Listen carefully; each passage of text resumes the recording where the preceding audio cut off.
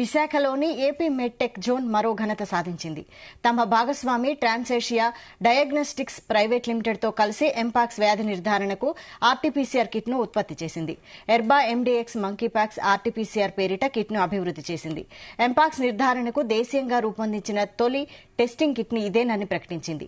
దీనికి Indian council for medical research ధృవీకరణతో పాటు కేంద్ర ఆరోగ్య కుటుంబ సంక్షేమ మంత్రిత్వ శాఖ ఆధ్వర్యంలోని central drug standard control organisation నుంచి అత్యవసర అనుమతులు మంజూరయ్యాయి.